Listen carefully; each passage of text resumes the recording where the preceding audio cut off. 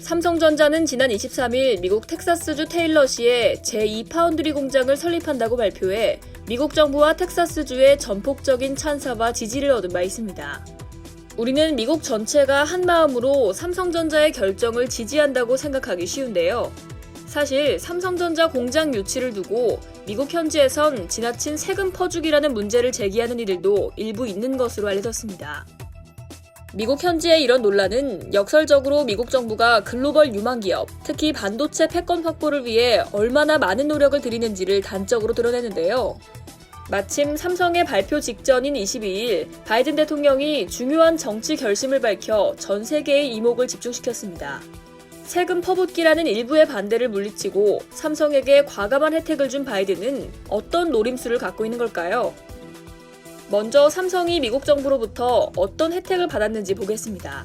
반도체 업계에 따르면 삼성전자가 미국 파운드리 제2공장 투자를 통해 연방정부의 반도체 프로젝트와 지방정부의 재산세 환급, 용수 전력 등 간접 인센티브까지 미국 현지에서 받는 인센티브는 약 40억 달러에 달할 것으로 추산됩니다.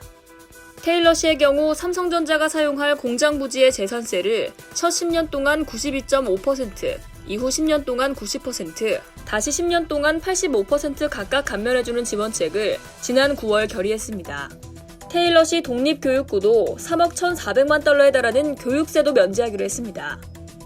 텍사스 주정부는 텍사스 산업펀드를 통해 삼성전자의 일자리 창출을 위한 2,700만 달러의 보조금을 지원하고 공장 건설에 필요한 자재들의 판매세를 면제해주는 등 세금 혜택도 제공하기로 했습니다. 지방정부 외에 연방정부도 보조금을 지급합니다. 미 연방의회가 반도체와 5G, 인공지능 등의 분야에 총 2,500억 달러를 지원하는 미국 혁신경쟁법을 지난 6월 상원에서 의결한 뒤 하원에서 심의 중입니다. 법안이 이대로 하원을 통과하면 내년부터 5년 동안 반도체 산업 투자 인센티브 프로그램 명목으로 390억 달러의 예산을 책정, 투자건별로 최대 30억 달러를 지원하게 됩니다. 업계에선 이재용 삼성전자 부회장이 미국 출장 중이었던 지난 19일 워싱턴 DC 백악관에서 브라이언 디스 국가경제위원회 위원장과 제이크 설리번 국가안보보좌관 등 백악관 고위 인사들을 만난 자리에서 이와 관련된 논의가 이뤄졌을 것이라고 보고 있습니다. 미 상원에는 이와 별도로 지난 6월 반도체 설비 장비 투자에 최대 25%의 세액공제를 제공하는 법안도 발의된 상태입니다.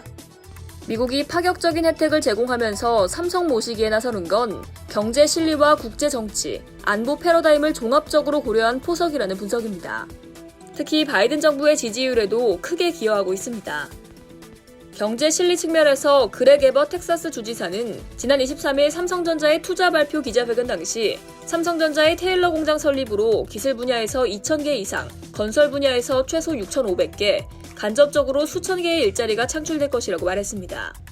조 바이든 행정부 차원에서도 최근 경제 이슈가 집권 1년차 최대 현안 가운데 하나로 다뤄지는 분위기입니다.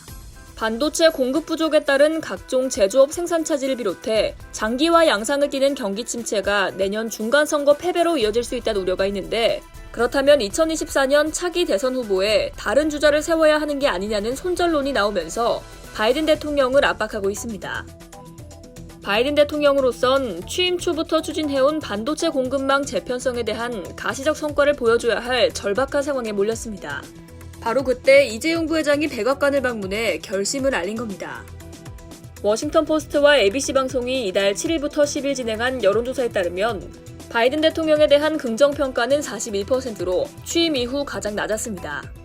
정치 전문 매체 더힐에 따르면 젠 사키 백악관 대변인은 22일 브리핑에서 바이든 대통령이 주변에 2024년 대선 출마 의사를 밝혔다는 언론 보도와 관련해 그것이 그의 의도라고 말했습니다. 이상 여의도TV였습니다.